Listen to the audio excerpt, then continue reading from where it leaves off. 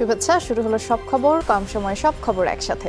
আগামী 1 ঘন্টায় জানিয়ে দেব দেশ বিদেশ, খেলা, বাণিজ্য, বিনোদন সহ সব ধরনের খবর। প্রতিদিনকার মতো খবরটা যতখানি করে বলবো তাতে করে আজকের সব আপডেটগুলো জেনে যেতে পারবেন। আর নিয়মিত এই আয়োজনে নুসরাত বৃষ্টির সাথে আছি। স্বাগত জানাচ্ছি সবাইকে। ঢাকার 2 সিটি নির্বাচনের তারিখ পরিবর্তন চেয়ে করা রিটটি খারিজ করে দিয়েছেন আদালত, যার ফলে 30 জানুয়ারি নির্বাচন অনুষ্ঠিত হতে আর কোনো বাধা নেই। বিচারপতি JBM হাসান ও বিচারপতি মোহাম্মদ খায়রুল আলমের হাইকোর্ট বেঞ্চ বিকেলে আদেশ দিয়েছেন। আদালত জানায় 2 ফেব্রুয়ারি SSC পরীক্ষা অনুষ্ঠিত হবে এবং এ অবস্থায় নির্বাচন পেছানোর কোনো সুযোগ নেই। আদেশের পরে রিটকারী আইনজীবী আপিল করার কথা জানিয়েছেন।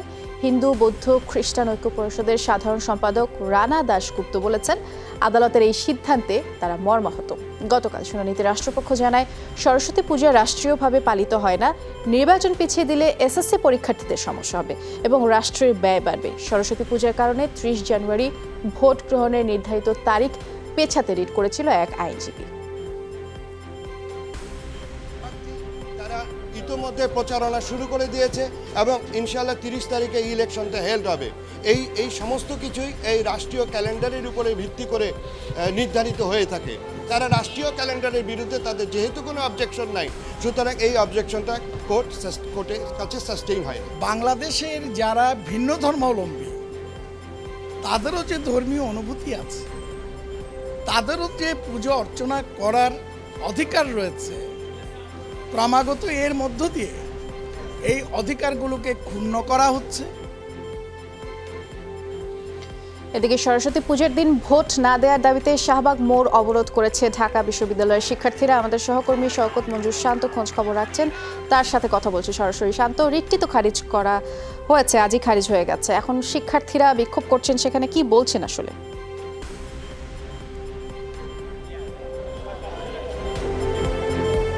বৃষ্টির শিক্ষার্থীরা কিন্তু এখানে ঠিক 5টা নাগাদ তারা কিন্তু শাহবাগে এসে জড়ো হয়েছে এবং প্রায় শতাধিক এবং কয়েকশো শিক্ষার্থী কিন্তু এখানে উপস্থিত রয়েছেন এবং তারা যেই কথাগুলো বলছেন, তাদের যে স্লোগানগুলো শুনছি, সেই স্লোগানে তারা কিন্তু বারবার একটি কথা বলছেন যে উৎসব সবার, ধর্ম যার যার, কিন্তু এই সরস্বতী পূজার দিনে যে নির্বাচনের ঘোষণা দেওয়া হয়েছে এটি সাংঘর্ষিক এবং তারা চাচ্ছেন যাতে এই তারিখটি পরিবর্তন করা হয় এবং তারা এখানে শুধুমাত্র যে হিন্দু ধর্মাবলম্বীরাই যে এখানে এসেছেন তা কিন্তু নয় এবং বেশ অন্যান্য ধর্মের বেশ শিক্ষার্থী কিন্তু এখানে এসেছেন।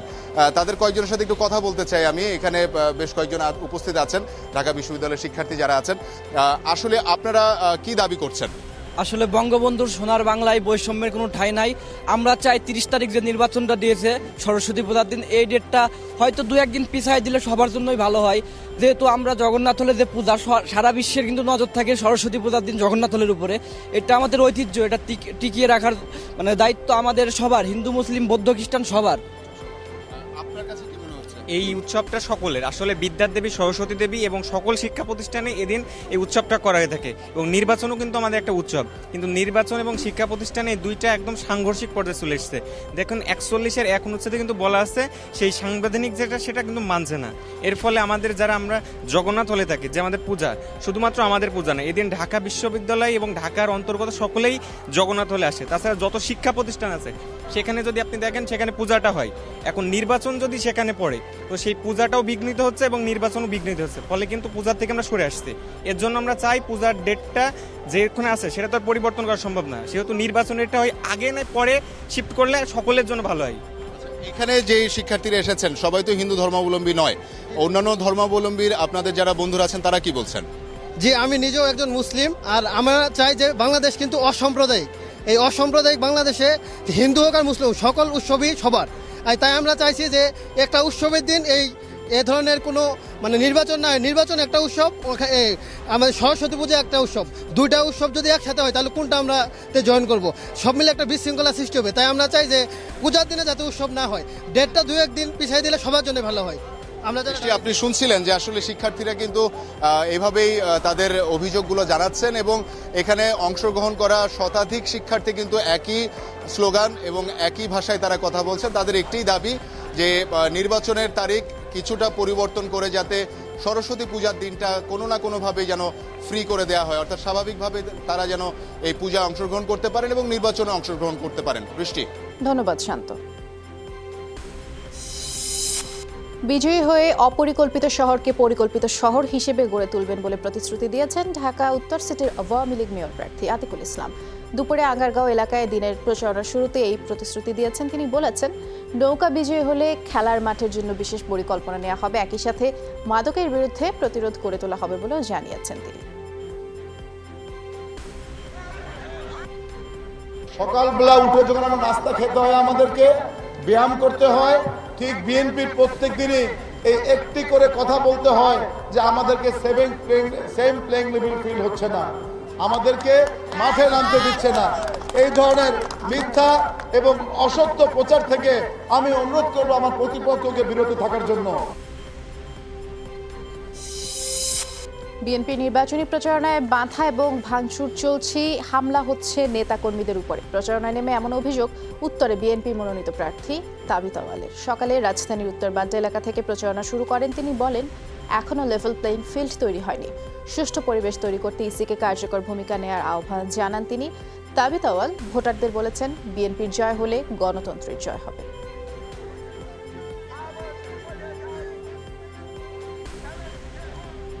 গতকাল রাত 8টার দিকে আমাদের 18 নম্বর ওয়ার্ডে কাউন্সিলরের নির্বাচন অফিস উদ্বোধন ঘোষণা আমি করার পরেই আমাদের কর্মীদের উপরে পিছন থেকে লাঠি দিয়ে মারা এবং হামলা করা হয়েছে। আমরা অভিযোগপত্র প্রমাণ নিয়ে সব নির্বাচন কমিশনকে জানিয়েছি। আমরা এখনো আহ্বান জানাচ্ছি নির্বাচন কমিশনকে দৃশ্যমানভাবে একটা সুস্থ নির্বাচন সকলের জন্য ওনারা ব্যবস্থা নেয়। এদিকে বিএনপি সমর্থিত মেয়র প্রার্থীর পোস্টার লাগাতে বাধা দেওয়া হচ্ছে, এমনকি কোথাও কোথাও লাগানো পোস্টার ছিঁড়ে ফেলা হচ্ছে বলে অভিযোগ করেছেন ঢাকা দক্ষিণে বিএনপির প্রার্থী ইশরাক হোসেন।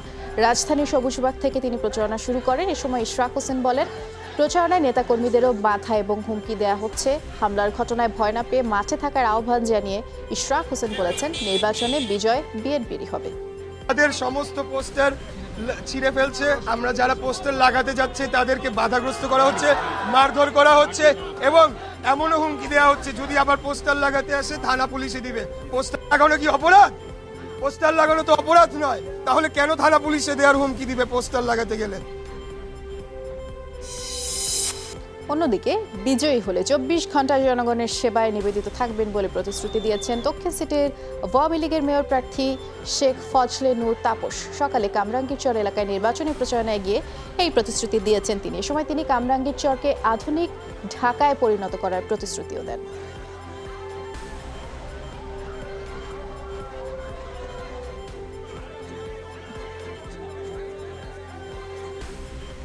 আমরা নির্বাচিত হতে পারলে আগামী 5 বছরের 5 বছর, বছরের 365 দিন, সপ্তাহের 7 দিন, দিনের 24 ঘন্টা, 24 ঘন্টার 3600 সেকেন্ড আপনাদের জন্য নিবেদিত করব, জনগণের সেবায় নিবেদিত করব এবং নগর ভবনের সেবা, নগর ভবনের দরজা। দর্শক, আমরা একটু উত্তর সিটি কর্পোরেশনের নির্বাচনী প্রচারণার খবর জানতে চাই সহকর্মী সাইফুদ্দিন রবিনের কাছ থেকে। রবিন, প্রার্থীদের তো একদম দম ফেলার ফুসরতি নেই, কথার লড়াই যেদিকে বাড়ছে, আবার সব মিলিয়ে জমজমাট প্রচারণা আমরা লক্ষ্য করছি। আপনি নিশ্চয়ই তাবিত আওয়ালের প্রচারাবহরের সাথে আপনি আছেন, একটু সেখানকার খবর একটু জানতে চাচ্ছি আপনার মাধ্যমে।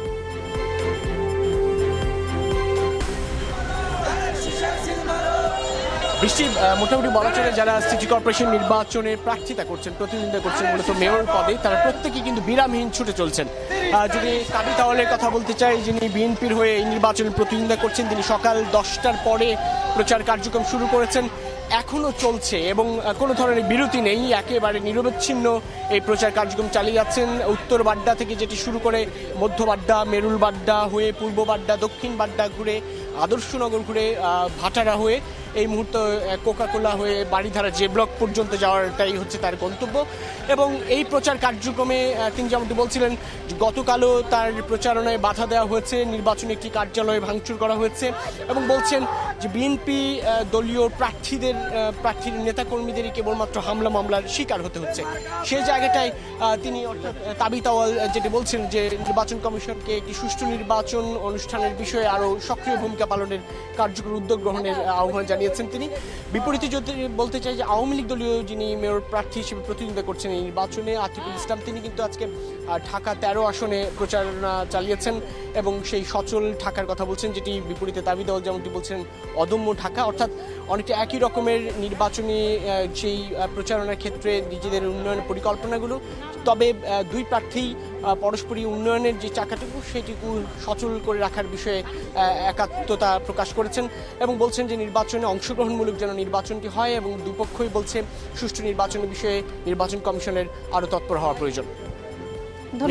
ধন্যবাদ রবিন। আপনার মাধ্যমে আমরা প্রচার অভিযানের খবরও জানছিলাম। এ পর্যায়ে একটু দক্ষিণ সিটির খবর জানতে চাই। আমার সহকর্মী শাহাদাত হোসেন অপেক্ষা করছেন। শাহাদাত, আপনার সাথে ইশরাক হোসেনকে দেখতে পাচ্ছি, কি প্রতিশ্রুতি দিচ্ছেন একটু ওনার মাধ্যমেই জানতে চাই।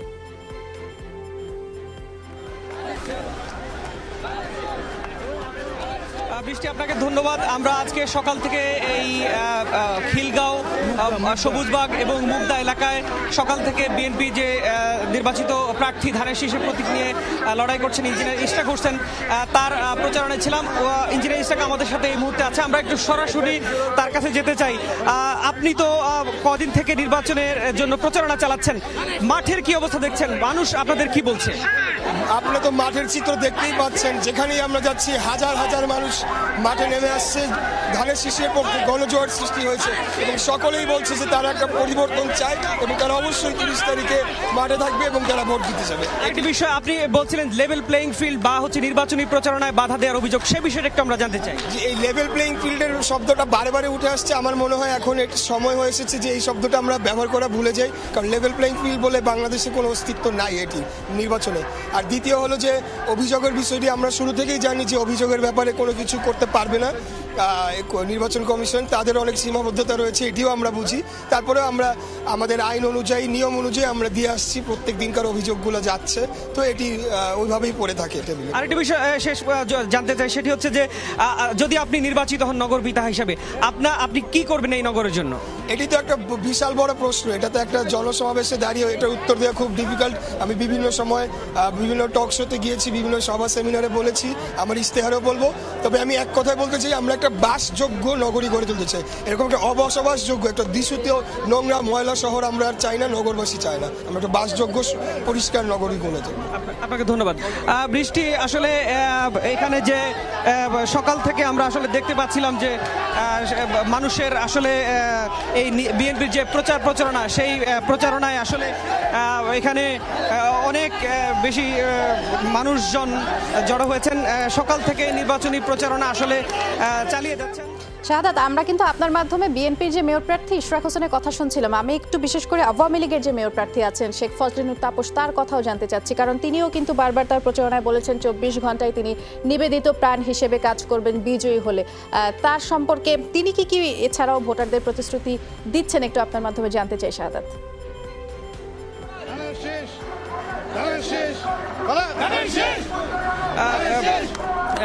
বৃষ্টি, আজকে সকাল থেকে আওয়ামী লীগ প্রার্থীও শেখ ফজলিনুর তাপস, তিনি প্রচারণা শুরু করেছিলেন কামরাঙ্গীর চরে এবং আজকে সারাদিনই পুরান ঢাকাতে তিনি তার যে নির্বাচনী প্রচারণা সেটি চালিয়ে যাচ্ছেন। তিনি মূলত জনগণের সাথে কমিট করছেন যে যদি নির্বাচনের মাধ্যমে তিনি জয়লাভ করেন সেক্ষেত্রে জনগণের জন্য কাজ করবেন এবং যে উন্নয়নের ধারা সেটি অব্যাহত রাখবেন বলে জনগণের কাছে প্রতিশ্রুতি দিয়েছেন।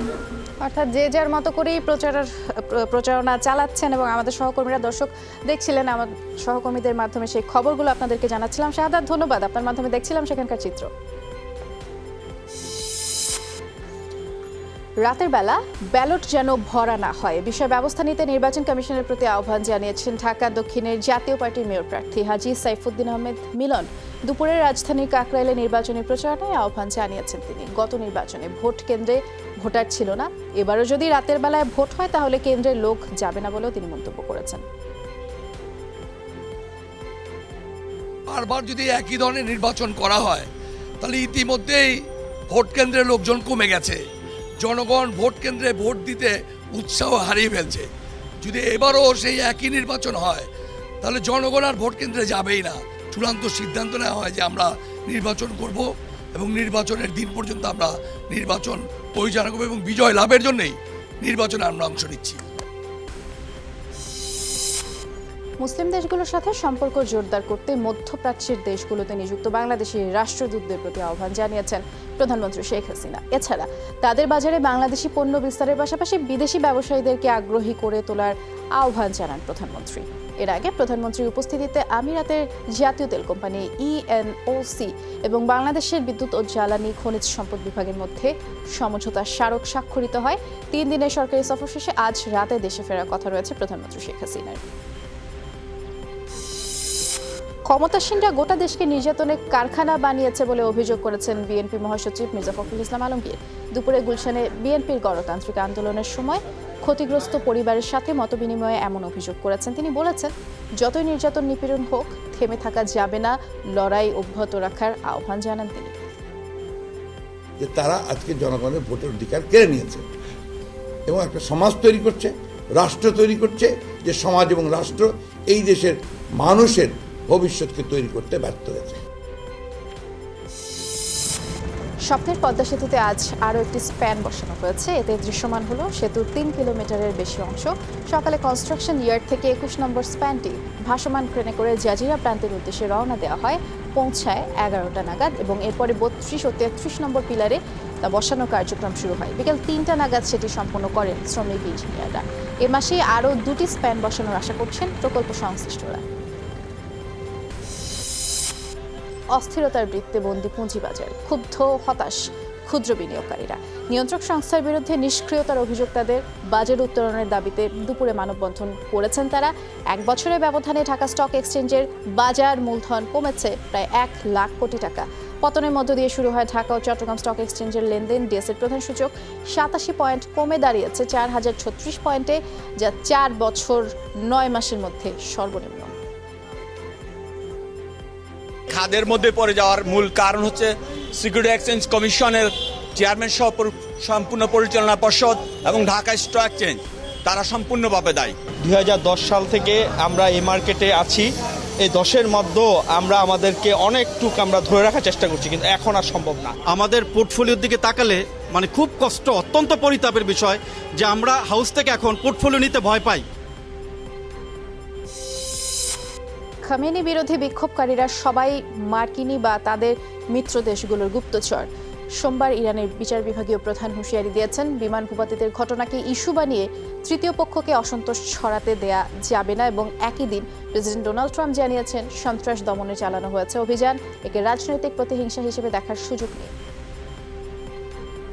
ইরান কখনোই বিমান ভূপাতিতের ঘটনা গোপনের চেষ্টা করেনি, এমনকি পার্লামেন্টে বিস্তারিত সব জানিয়েছেন কমান্ডার ইন চিফ। দ্বিতীয় বিষয়টি হলো, ব্রিটিশ রাষ্ট্রদূতের পরিচয় জানার 15 মিনিটের পরেই তাকে ছেড়ে দেওয়া হয়। অভ্যন্তরীণ ইস্যুতে যুক্তরাজ্য ভবিষ্যতে নাক গলাবে না, এটাই প্রত্যাশা।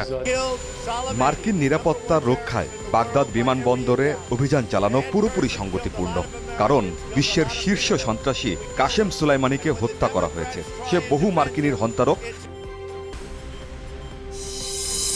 ইরান মার্কিন উত্তেজনার মধ্যে তেলের বাজার স্থিতিশীল রাখতে প্রয়োজনীয় ব্যবস্থা নেবে সৌদি আরব। সোমবার কথা জানিয়েছে দেশটির জ্বালানি মন্ত্রী যুবরাজ আব্দুল আজিজ বিন সালমান। বলেছেন, ওপেক এ বিষয়ে কি সিদ্ধান্ত নেবে তা এখনই বলা সম্ভব নয়। সংগঠনটির উপরে নির্ভর না করে সরবরাহ স্বাভাবিক রাখতে ভূমিকা নেবে সৌদি। জ্বালানি খাতের নিরাপত্তায় যুক্তরাষ্ট্রকে অন্যতম মিত্র বলে উল্লেখ করেছেন তিনি।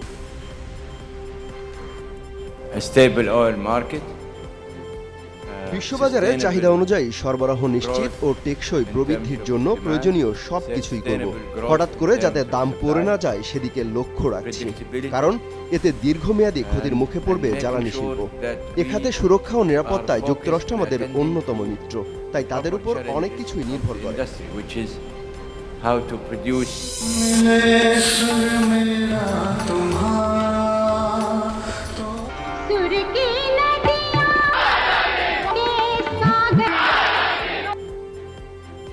গ্রাফিতি, গান, কবিতার মতো নানা মাধ্যমে বিতর্কিত নাগরিকত্ব আইনের প্রতিবাদ জানাচ্ছেন ভারতের শিল্পীরা। তবে সম্প্রীতি ধরে রাখার লড়াইয়ে অনুপস্থিত বলিউডের শীর্ষ তারকারা। কোটি মানুষ প্রভাবিত হলেও চুপ অমিতাভ, শাহরুখ, সালমান, আমিররা। হাতে গোনার যে 2-1 মুখ খুলছেন তাদের পড়তে হচ্ছে সরকারের রোষানলে। Instead of বিক্ষোভকারীদের উপর কঠোর না হয়ে যে পরিস্থিতিতে তারা মুখ বন্ধ রাখতে বাধ্য হচ্ছে, উচিত ছিল তার বিরুদ্ধে দাঁড়ানো। অবস্থা এমন দাঁড়িয়েছে যে যে কেউ মুখ খুললেই তার বিরুদ্ধে প্রশাসন ঝাঁপিয়ে পড়ছে।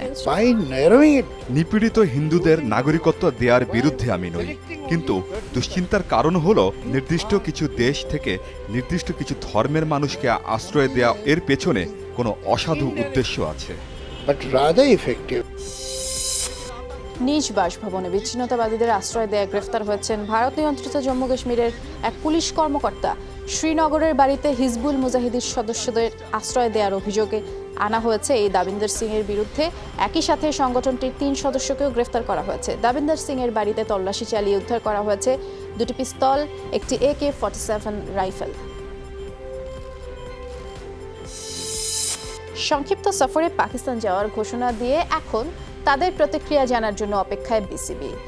3 টি-20 খেলার জন্য সরকারের অনুমোদন মিলেছে, তবে 2 দফায় গিয়ে টেস্ট খেলতেও আপত্তি নেই বিসিবির, এমন গুঞ্জনও রয়েছে। আর এমন পরিস্থিতিতে গতকাল রাতেই দুবাই গিয়েছেন বিসিবি সভাপতি নাজমুল হাসান, আর সেখানে আইসিসির সভায় তার সাক্ষাৎ হবে পিসিবি প্রধান এহসান মানির সাথে। এখন আইসিসির গভর্নেন্স রিভিউ কমিটির মিটিংয়ে আসতে পারে সিদ্ধান্ত। একদিনের ম্যাচে সেরা ব্যাটিংয়ের জন্য নিউজ পোর্টাল ক্রিক ইনফো পুরস্কারের জন্য মনোনীত হয়েছেন বিশ্বসেরা অলরাউন্ডার বাংলাদেশের সাকিব আল হাসান। 2019 সালের জন্য দেয়া হবে এই পুরস্কার। গত বিশ্বকাপে সাকিবের 124 রানের অপরাজিত ইনিংসটি আছে এই তালিকায়, এবং উইন্ডিজের বিপক্ষে সাকিবের অসাধারণ ব্যাটিংয়ে 51 বল ও 7 উইকেট হাতে রেখে জয় তুলে নেয় বাংলাদেশ। আর সেদিন 3 নম্বরে ব্যাটিংয়ে নেমে সাকিব বিশ্বকাপে নিজের দ্বিতীয় সেঞ্চুরিটি করেন। সাকিব ছাড়াও সেরা ব্যাটিং পারফরমেন্সের তালিকায় নাম এসেছে Nathan Coulter, Nile, Shikhar Dhawan, Rohit Sharma, Shimron Hetmyer, Kane Williamson, Carlos Brathwaite, Babar Azam এবং জনি বেয়ারস্টো।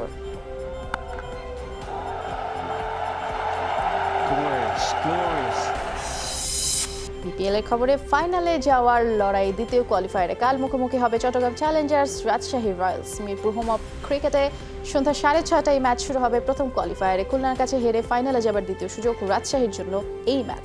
আর অন্যদিকে এলিমিনেটরে জয় তুলে চট্টগ্রাম ফাইনাল থেকে এক ধাপ দূরে মাহমুদুল্লাহ রিয়াদের দল।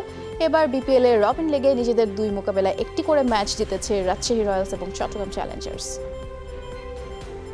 টি-20 ক্রিকেটে এরকম আপস অ্যান্ড ডাউন থাকে, একদিন নতুন করে চিন্তা করতে হয়। সেই জায়গায় আমরা আজকে বেশ কিছু রিক্রিয়েশন অ্যাক্টিভিটিস করছি, যেটার মাধ্যমে আমার মনে হয় যে প্লেয়ারও চাঙ্গা হবে এবং কালকের ম্যাচে আমরা নতুন স্পিড নিয়ে নামবো এবং হোপফুলি ইনশাল্লাহ ফাইনালও খেলবো। অবশ্যই চ্যালেঞ্জিং হবে, তো চাইবো অবশ্যই রাজশাহী হারাতে, যেহেতু আমাদের টিম আল্লাহর মধ্যে ভালো খেলতেছে আর রাজশাহী ওভারঅল গুড টিম, আমাদের টিমটাও ভালো। এখন দেখা যায় কালকের ম্যাচে কী হয়। ঢাকা আন্তর্জাতিক বাণিজ্য মেলার খবর জানাবো। মেলা প্রাঙ্গণ থেকে সরাসরি আমার সহকর্মী তৌহিদ হোসেন যুক্ত হচ্ছেন। তৌহিদ, দর্শনার্থী, আবহাওয়া, নতুন কোনো অফার, সব মিলিয়ে আজ মেলার সার্বিক অবস্থা আপনার মাধ্যমে জানতে চাচ্ছি।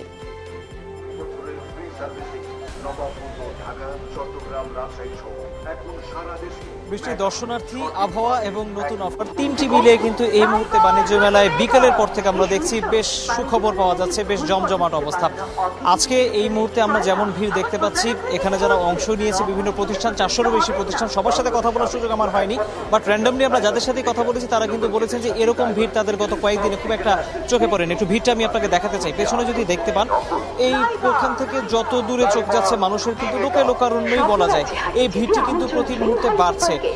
সন্ধ্যার হিসাবে রাত হয়ে গিয়েছে, কিন্তু এখন কিন্তু বেলা মাত্র যদি বলি 6:30টার মতো বাজছে, অর্থাৎ মেলা চলবে আরো 3.5 ঘন্টার মতো। এবং এই 3.5 ঘন্টা কিন্তু আমরা দেখতে পাচ্ছি যে দর্শনার্থীদের পরিমাণ বিকেলের পর থেকেই বাড়ছে। আমরা এখানে যারা অংশ নিয়েছেন তারা বলছেন যে আজকে যেটি ভালো দিক সেটি হচ্ছে যে এখানে যারাই আসছেন তারা সবাই কিন্তু কেনাকাটা করে ফিরছেন, অর্থাৎ শুধুমাত্র নিছক বেড়ানোর জন্য বাণিজ্য মেলায় মানুষ আসছেন এটি বলা ভুল হবে। তবে হ্যাঁ, বিকেলের বিনোদনের অংশ হিসেবেও কিন্তু আশপাশের মানুষ প্রচুর এখানে আসছেন এবং তারা কিন্তু এখানে স্বচ্ছন্দে কেনাকাটা করছেন, যে কারণে কিন্তু অফারগুলোকে তারা খুব ভালো মতোই কাজে লাগাচ্ছেন। কোন সব পণ্যের প্রতি মানুষের আগ্রহ সবচেয়ে বেশি? দেশীয় পণ্যের প্রতি বরাবরই গত কয়েক বছর ধরে আমরা দেখছি বাণিজ্য মেলায় দর্শনার্থীদের এক ধরনের আগ্রহ রয়েছে। সেই আগ্রহের জায়গায় কিন্তু এখনো কোনো ধরনের ঘাটতি তৈরি হয়নি, বরঞ্চ নিত্য নতুন অফারে তাদের ভেতরে কিন্তু কেনাকাটার প্রবণতা বেড়েছে। একটি বিষয়ে সবাইকে সচেতন করছে মেলা কর্তৃপক্ষ, আমরা সকাল থেকেই দেখেছি, সেটি হচ্ছে যে প্রত্যেক দিনের ভ্যাট, অর্থাৎ যেই প্যাভিলিয়নের স্টলে বা মিনি প্যাভিলিয়নে যেমন বেচাকেনাই হোক না কেন প্রতিদিনের ভ্যাটটা যেন প্রতিদিনই পাশের যে ভ্যাটের ওয়ান স্টপ অফিস খোলা হয়েছে সেখানে যাতে জমা করা হয় সে ব্যাপারে কিন্তু সবাইকে সজাগ দৃষ্টি রাখার আহ্বান জানা হয়েছে। এবং এখানে কিন্তু ভ্যাটের যারা কর্মকর্তারা তারা কিন্তু প্রতিনিয়ত এখানে নজরদারি করছেন। তারা কিন্তু খাবারের দোকানগুলোতে যেখানে মোটামুটি এক ধরনের অভিযোগ সবসময় পাওয়া যায় সেখানে কিন্তু তারা একটু বাড়তি নজরদারি চালাচ্ছেন যাতে পণ্যের দাম বেশি রেখে আবার ভ্যাট ফাঁকি না দেয় সেগুলো যাচাই করার জন্য। সব মিলিয়ে আমরা যেটি দেখতে পাচ্ছি বাণিজ্য মেলায় এই মুহূর্তে বেচাকেনা বেশ জমছে।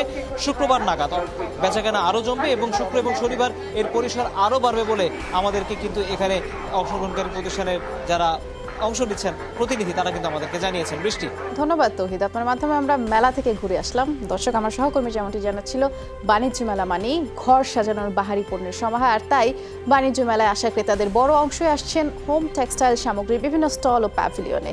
গ্রাহকদের চাহিদার কথা মাথায় রেখে নতুন নতুন ডিজাইনের বিছানার চাদর, দরজা জানালার পর্দা, বালিশ, কুশন সহ বাহারি সব পণ্য দিয়েই এসব স্টল সাজানো হয়েছে এবং বিক্রি বাড়াতে প্রতিটি পণ্যে গড়ে 10 থেকে 15% ছাড় দেওয়া হচ্ছে।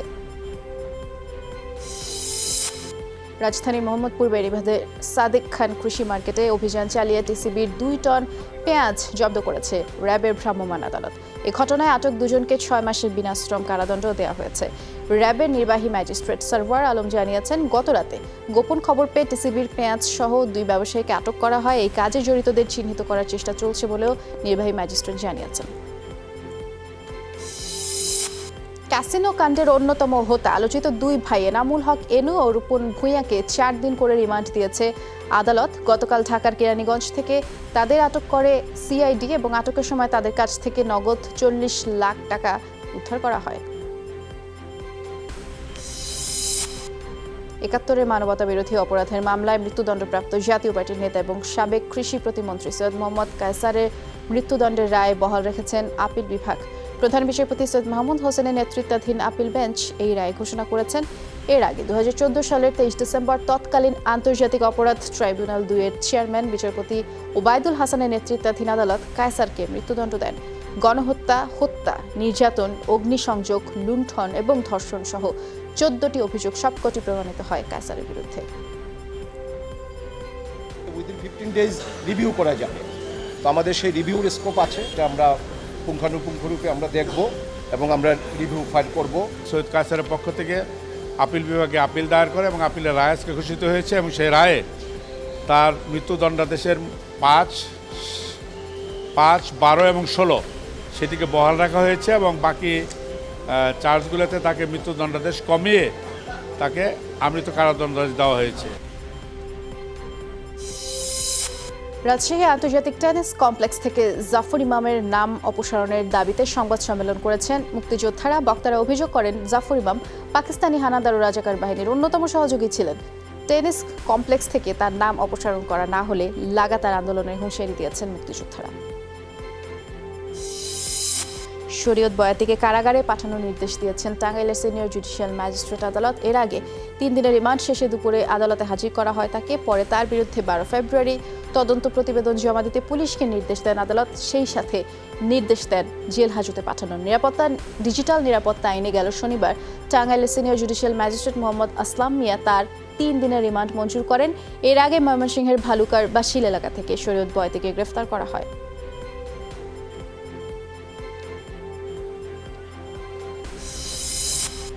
আশুলিয়ায় গ্রেফতার 90 জেএমবির আইটি প্রধানের স্ত্রী শায়লা শারমিনের 4 দিনের রিমান্ড দিয়েছেন আদালত। দুপুরে কড়া নিরাপত্তায় ঢাকা জুডিশিয়াল ম্যাজিস্ট্রেট আদালতে তোলা হয় তাকে এবং পুলিশ 7 দিনের রিমান্ড আবেদন করলে বিচারক 4 দিনের মঞ্জুর করেন। এর আগে গতকাল পুলিশ বাদী হয়ে সন্ত্রাস দমন আইনে মামলা করে। এতে আসামি করা হয়েছে শায়লা শারমিন, তার স্বামী তানফির হাসান এবং সহযোগী জাকারিয়া জামিলকে।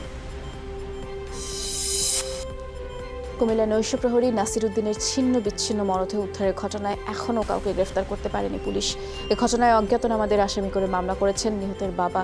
পুলিশ জানায়, নৈশ প্রহরীর দায়িত্ব পালনের পাশাপাশি চান্দিনার নাওতলায় চায়ের দোকান ছিল নাসিরের। সোমবার ভোরে দোকানের সামনে রক্ত দেখতে পান তার বাবা। পরে নাওতলা এলাকায় ঢাকা চট্টগ্রাম মহাসড়কে নাসিরের ছিন্ন বিচ্ছিন্ন মরদেহ পাওয়া যায়। চাঁপাইনবাবগঞ্জে জমি নিয়ে বিরোধের জেরে সৎ ভাইকে হত্যার দায়ে একজনের মৃত্যুদণ্ডাদেশ দিয়েছেন আদালত। সেই সাথে 1 লাখ টাকা অর্থদণ্ড দেওয়া হয়। দুপুরে অতিরিক্ত দায়রা জজ শওকত আলী এই রায় দিয়েছেন এবং মামলায় বলা হয় 2018 সালে মনাকষা চৌধুরীপাড়া গ্রামে জাহাঙ্গীর আলমকে কুপিয়ে হত্যা করে তারই সৎ ভাই কেতাব আলী। পরদিন কেতাবকে আসামি করে মামলা হয়। লক্ষ্মীপুর সড়কে চাঁদাবাজদের দৌরাত্ম্য বেড়েছে। অভিযোগ আছে টোল আদায়ের নামে প্রকাশ্যেই ক্ষমতাসীন দলের লোকজন টাকা তুলছে, অথচ নীরব ভূমিকায় পুলিশ। তবে লিখিত অভিযোগ পেলে ব্যবস্থা নেওয়া হবে জানিয়েছে প্রশাসন। নানা অজুহাতে প্রতিদিন বিভিন্ন সড়কে পণ্য যাত্রীবাহী যানবাহন থেকে লাখ লাখ টাকা চাঁদা তুলছে প্রভাবশালী ওই চক্র। ছাত্রলীগ, যুবলীগ সহকারে আলগেমার বাগনা টাকা তুলতেছে। অ্যাক্টিভে নিব টাকা, তারা মনে করে প্রত্যেকটিভে টাকা নিতেছে। টাকা না দিলে আমাকে মানে খাওয়া করার রাখে, না দিলে তো বাংসুর করে মার দিব। যারা আমার নামে কিন্তু সবকিছু কাগার আজি সাহেবের আলমগীর মেম্বারের ওনার লোক দিয়ে করাইতেছে, উনি তো আর এখানে থাকেন। এটা তো আমি না, আরো 16 বছর আগে থেকে চলে। আমারই যারা নেওয়া যদি পৌঁছে যা আমি নিলাম কা এইগুলো রক্ত দিতে হবে ভাই। টেলিভিশন চ্যানেলগুলোর সংবাদ কিংবা অনুষ্ঠানমালার লিংক কপি করে চালানো গুরুতর অপরাধ। এতে টিভি চ্যানেলগুলোর অধিকার ক্ষুণ্ণ হচ্ছে, এমন অভিমত জানিয়েছে হাইকোর্ট। দেশের অনলাইন নিউজ পোর্টালগুলোতে প্রায়শই সংবাদের সাথে অন্যের ভিডিও লিংক জুড়ে দেওয়া হয় এবং এ নিয়ে রিট করে একটি বেসরকারি টিভি চ্যানেল। বিটিআরসি কেন বিষয়টি মনিটরিং করছে না তা জানাতে 4 সপ্তাহের সময় বেঁধে দেন আদালত। ফিলিপাইনের তাল আগ্নেয়গিরিতে ভয়াবহ বিস্ফোরণের আশঙ্কায় রাজধানী ম্যানিলা সহ আশপাশের এলাকায় সর্বোচ্চ সতর্কতা জারি রয়েছে। প্রায় 15,000 মানুষের ঠাঁই হয়েছে আশ্রয় কেন্দ্রে। জাতিসংঘ বলছে আগ্নেয়গিরির আশপাশে সবচেয়ে ঝুঁকিপূর্ণ এলাকা 14 কিলোমিটারের মধ্যে বসবাস 4.5 লাখ মানুষের। ঝুঁকিপূর্ণ 17 কিলোমিটার এলাকা খালি করার নির্দেশ দেওয়া হয়েছে এবং ক্ষয়ক্ষতি মোকাবেলায় আর উদ্ধার কাজে সেনা সদস্যরা যোগ দিয়েছে। হেড কোচ এর্নেস্তো ভালভার্দেকে বরখাস্ত করেছে স্প্যানিশ জায়ান্ট বার্সেলোনা। তবে তার জায়গায় রিয়াল বেটিসের সাবেক কোচ কিকে সেতিয়ানকে হেড কোচের দায়িত্ব দিয়েছে কাতালান জায়ান্টরা। 2022 সাল পর্যন্ত চুক্তি করা হয়েছে নতুন কোচ কিকে সেতিয়ানের সাথে। 2001 সালে রেসিং সান্তান্দারের কোচ হিসেবে ক্যারিয়ার শুরু করার পর সবশেষ 2017 সাল থেকে 19 সালের মধ্যে মে পর্যন্ত রিয়াল বেটিসের দায়িত্বে ছিলেন 61 বছর বয়সী এই কোচ। 2018-19 সালে সবচেয়ে বেশি উপার্জনকারী ক্লাব হয়েছে বার্সেলোনা। প্রথমবার রিয়াল মাদ্রিদকে টপকে সবচেয়ে বেশি উপার্জন করেছে বার্সা। 2019 সালে 840.8 মিলিয়ন ইউরো আয় করেছে বার্সেলোনা এবং এর আগের বছরের চেয়ে যা 21.7% বেশি। 757.3 মিলিয়ন ডলার উপার্জন করে দ্বিতীয় সেরা রিয়াল মাদ্রিদ। সেরা 5 ক্লাবের পরের স্থানে Manchester United, Bayern Munich, Paris Saint Germain. 6 নম্বরে Manchester City, 7 Liverpool, 8 Tottenham, 9 Chelsea আর 10 নম্বরে ইউভেন্টাস। 3 ফরম্যাটে যারা খেলবে আমার কাছে মনে হয় এটা একটা খুব ভালো উদ্যোগ।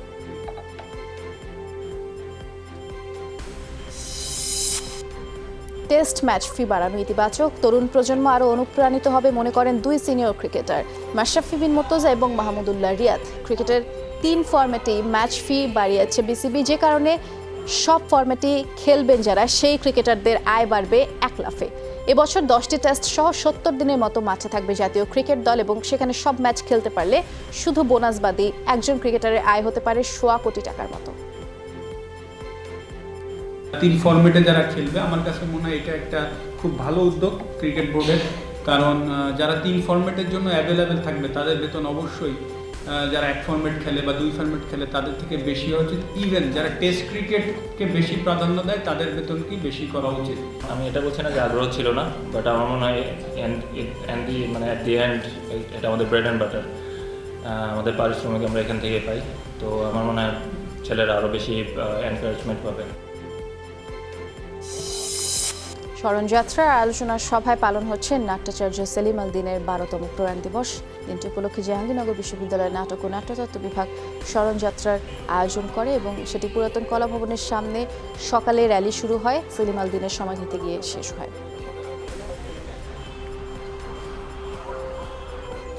পুরান ঢাকা মেতেছে সাকরাইন উৎসবে। দুপুর থেকে ঘুড়ি ওঠানোর মাধ্যমে এই উৎসব উদযাপন শুরু করেন স্থানীয়রা। পৌষ সংক্রান্তি উপলক্ষে ঐতিহ্যবাহী সাকরাইন উৎসবে এলাকার প্রায় প্রতিটি ছাদ থেকেই রং বেরঙের ঘুড়ি ওড়ানো হয়। একই সাথে চলে আড্ডা, খাওয়া দাওয়া। সন্ধ্যায় রয়েছে আতশবাজি আর ফানুসের আয়োজন, যা রঙিন হয়ে ওঠে পুরান ঢাকার আকাশে এবং সেই সাথে গান বাজনাও চলে। সাকরাইনের আরেক অনুষঙ্গ ফানুস আকাশে নানা রঙের ফানুস উৎসবের রং বাড়িয়ে দেয় কয়েক গুণ। এর পাশাপাশি চলে আতশবাজির বর্ণিল সব আলোকছটা, মুহুর্মুহু শব্দ আর আকাশ ছেয়ে নানা রঙের চোখ ধাঁধানো আলোর খেলা।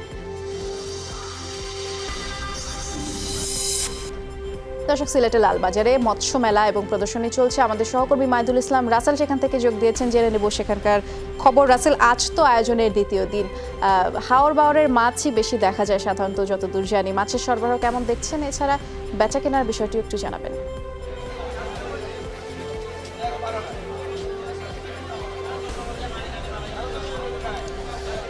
আসলে এই বছর সিলেটের এই লালবাজারে পঞ্চমবারের মতো আয়োজন হয়েছে মৎস্য প্রদর্শনী এবং মেলার। এই মুহূর্তে আসলে পুরোটাই জমজমাট হচ্ছে এই বাজার।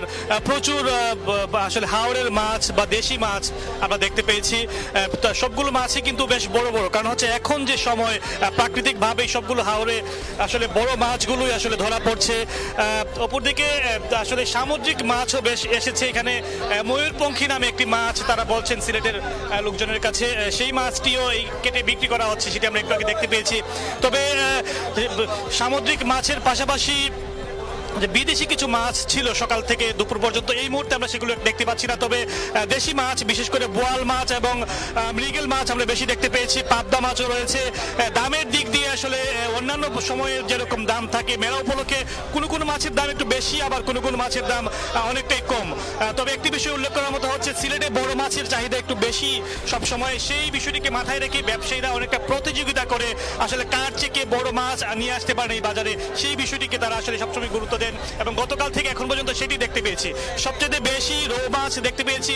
রুই মাছের মধ্যে আসলে একটু আগে একজন বিক্রেতা একটি মাছ বিক্রি করেছেন, সেটি প্রায় 22 কেজি ওজনের, তিনি 32,000 টাকায় বিক্রি করেছেন বলে সেটি আমাদেরকে জানিয়েছেন। তবে বোয়াল মাছ যেটি দেখতে পেয়েছি, মাছের মধ্যে একজন ক্রেতা এখনো মানে তার একজন বিক্রেতা তার ক্রেতা খুঁজছেন এখনো। তিনি 21 কেজির একটি বোয়াল মাছ এনেছেন। সেই বোয়াল মাছটি তিনি আসলে 30-32,000 টাকায় বিক্রি করতে চাচ্ছেন।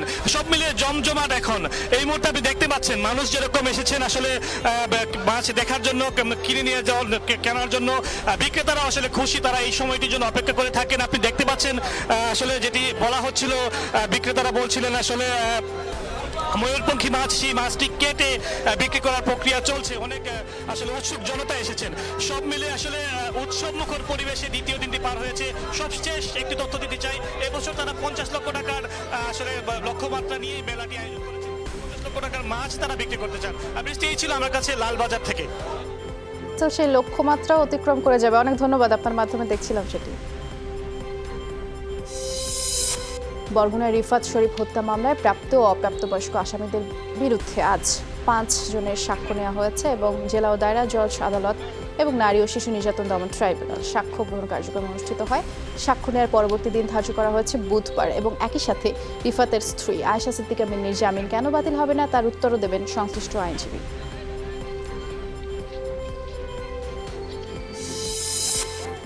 ফরিদপুরের শোবার ঘর থেকে এক গৃহবধূর মরদেহ উদ্ধার করা হয়েছে। সকালে শহরের চুয়ার কমলাপুরের ভাড়া বাসা থেকে রিনা বেগমের লাশ উদ্ধারের পরে ময়নাতদন্তের জন্য মর্গে পাঠায় পুলিশ। ধারণা করা হচ্ছে তাকে শ্বাসরোধে হত্যা করা হয়েছে।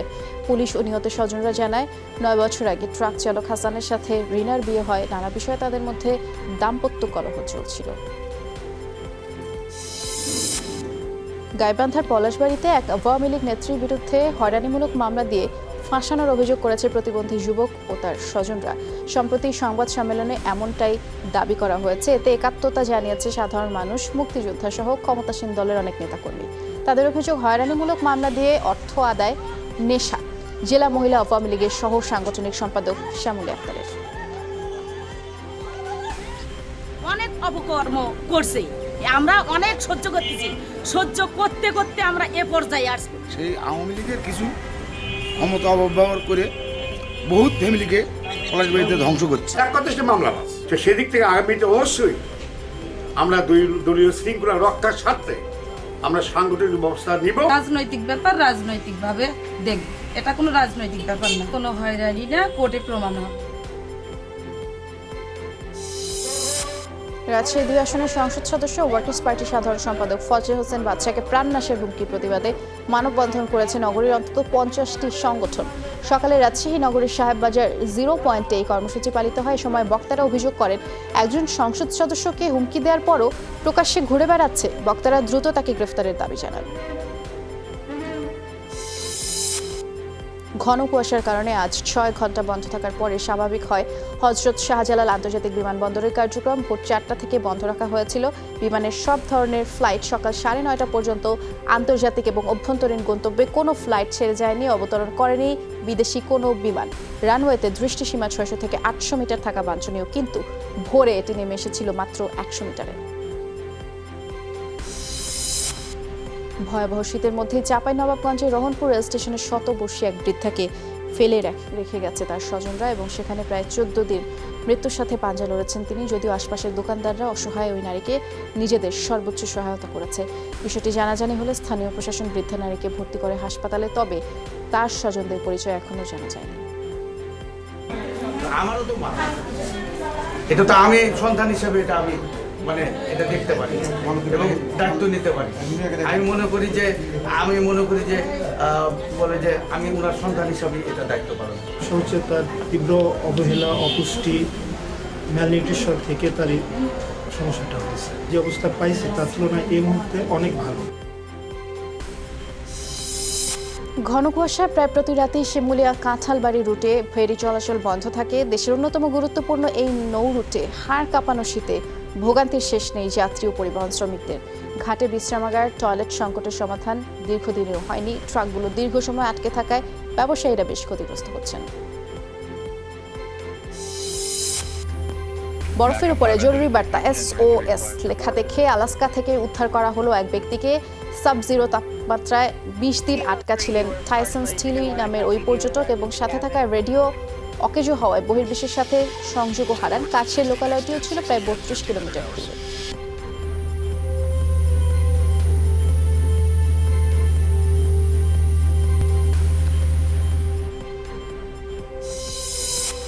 বাংলাদেশ সেনাবাহিনী প্রধান জেনারেল আজিজ আহমেদের সাথে সাক্ষাৎ করেছেন নেপালের সেনাবাহিনী প্রধান জেনারেল পূর্ণা চন্দ্র থাপা।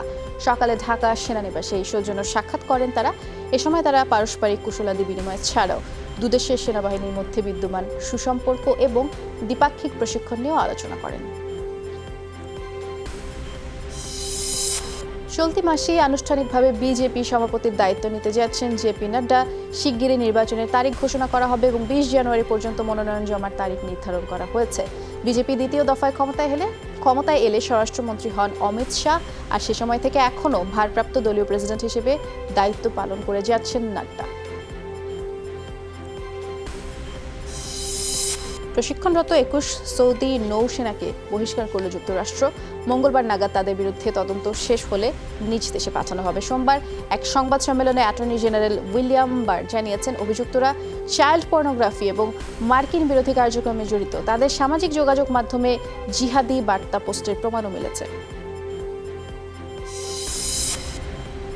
2019 সালে 184 জনের মৃত্যুদণ্ড কার্যকর হয়েছে সৌদি আরবে, যা গেল 6 বছরের সর্বোচ্চ। সোমবার মানবাধিকার সংস্থা রিপ্রিভের বিবৃতিতে বলা হয়েছে, গেল বছর দেশটিতে মৃত্যুদণ্ডপ্রাপ্তদের মধ্যে 88 জন সৌদি নাগরিক আর 90 জন বিদেশি ছিলেন। বাকি 6 জনের জাতীয়তা অনিশ্চিত। শুধু 23 এপ্রিলেই কার্যকর হয় 37 জনের মৃত্যুদণ্ড। অপরাধের সময় 3 জনই শিশু। অস্ট্রেলিয়ায় 4 মাস ধরে জ্বলতে থাকা দাবানলের প্রভাব পড়তে শুরু করেছে মেলবোর্নেও।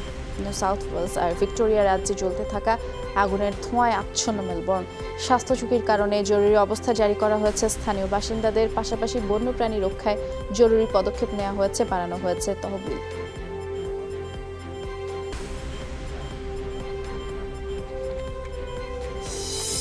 ইরানের দক্ষিণাঞ্চলে প্রবল বন্যা এবং বৃষ্টিপাতে প্রাণ হারিয়েছেন কমপক্ষে 2 জন। নিখোঁজ অনেকেই। উদ্ধার করা হয়েছে 1200 মানুষকে। গেল কদিন প্রবল বৃষ্টিপাতে অন্তত 6 প্রদেশ দুর্ভোগে পড়েছে। অঞ্চলগুলোয় গেল 72 ঘন্টায় 186 মিলিমিটার পর্যন্ত বৃষ্টিপাত রেকর্ড হয়েছে। পানিবন্দী 500 গ্রাম, শহর, লোকালয়। প্রযুক্তির সহায়তায় কৃত্রিম পা পেল থাইল্যান্ডের এক কচ্ছপ। কয়েক বছর আগে মাছ ধরার জালে আটকে ডানা হারায় সামুদ্রিক এই প্রাণীটি। বিজ্ঞানীরা কচ্ছপটির নাম রাখেন গুডি। শুরু হয় প্রস্থেটিক ফ্লিপার তৈরি এবং তার গবেষণা, এবং এরই মাঝে গুডির মতো আরও 10টি কচ্ছপকে চলাফেরার স্বাচ্ছন্দ্য দিতে যাচ্ছে গবেষকরা। নিলামে উঠছে 1623 সালে লেখা উইলিয়াম শেক্সপিয়ারের বিরল বই comedies, histories and tragedy. Christie's auction house জানিয়েছে এপ্রিল নাগাদ হতে পারে সম্ভাব্য নিলামটি, এবং বিডিং রেট অর্থাৎ 40 থেকে 60 লাখ ডলার দর হাঁকিয়েছে অকশন প্রতিষ্ঠানটি। ব্রিটিশ ঔপন্যাসিক নাট্যকার শেক্সপিয়ারের হস্তলিখিত 6টি বইয়ের মধ্যে এটি অন্যতম। বঙ্গবন্ধু জন্মশতবার্ষিকী এবং মুজিব বর্ষ উপলক্ষে 3 পার্বত্য জেলায় হচ্ছে বঙ্গবন্ধু জাতীয় অ্যাডভেঞ্চার উৎসব 2020। উৎসবের তৃতীয় দিনে বান্দরবানে ক্যানিয়নিং সহ 4 ইভেন্টে অংশ নেয় 24 অভিযাত্রী। 5 দিনব্যাপী উৎসবের পর্দা আগামীকাল রাঙামাটিতে নামছে। খুবই ভালো এবং খুবই অসাম। এটা করতে আরো সামনে আরো। এই ছিল আজকের সব খবর। যে কোনো সংবাদ সবার আগে জানতে চোখ রাখুন যমুনা টেলিভিশনে। ভিজিট করুন আমাদের ওয়েবসাইট, ফেসবুক পেজ, ইউটিউব চ্যানেলে। লগ ইন করুন www.jomuna.tv, Facebook/যমুনা টেলিভিশন, YouTube/যমুনা টিভি। সবাইকে অনেক ধন্যবাদ সাথে থাকার জন্য। ভালো থাকবেন সবাই।